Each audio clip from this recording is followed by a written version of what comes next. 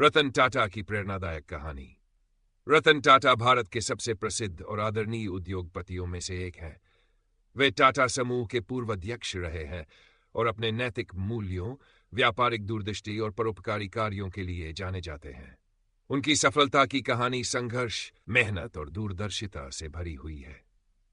प्रारंभिक जीवन और शिक्षा। रतन टाटा का जन्म 21 दिसंबर 1937 को मुंबई में हुआ था। वे टाटा परिवार में पैदा हुए, लेकिन जब वे छोटे थे तभी उनके माता पिता का तलाक हो गया।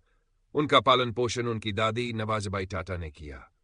उन्होंने अपनी प्रारंभिक शिक्षा कैंपियन स्कूल, मुंबई से प्राप्त की और बाद में अमेरिका के कॉर्नेल विश्वविद्यालय से आर्किटेक्चर और स्ट्रक्चरल इंजीनियरिंग में डिग्री हासिल की।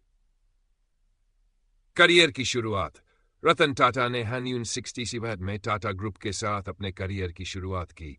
उन्होंने टाटा स्टील के शॉप फ्लोर पर काम किया, जहां उन्होंने श्रमिकों के साथ मिलकर कार्य किया। उन्होंने जमीनी स्तर से काम करना शुरू किया और धीरे धीरे अपनी योग्यता साबित की। टाटा ग्रुप के अध्यक्ष बनना। 1900 में रतन टाटा को टाटा समूह का अध्यक्ष बनाया गया। उस समय टाटा समूह कई पारंपरिक व्यवसायों में था, लेकिन रतन टाटा ने इसे वैश्विक स्तर पर ले जाने का सपना देखा। उन्होंने कंपनी में कई बदलाव किए और नई तकनीकों को अपनाने पर जोर दिया। टाटा को नई ऊंचाइयों पर पहुंचाना।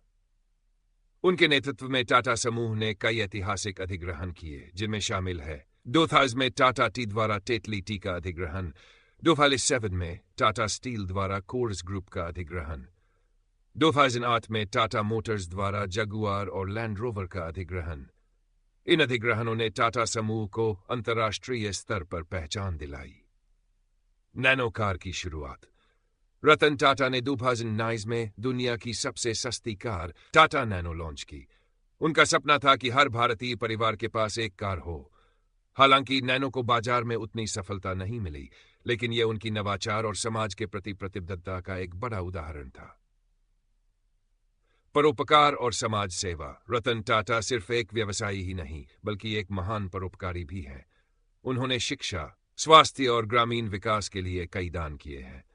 टाटा ट्रस्ट्स के माध्यम से वे भारत में कई सामाजिक कार्यों में योगदान देते हैं। निष्कर्ष। रतन टाटा की कहानी हमें सिखाती है कि सच्ची सफलता केवल पैसा कमाने में नहीं, बल्कि समाज को बेहतर बनाने में है। उनका जीवन अनुकरणीय है और उनकी नेतृत्व क्षमता, उद्यमशीलता और परोपकार की भावना दुनिया भर में सराही जाती है। वे आज भी युवाओं के लिए प्रेरणा का स्रोत है।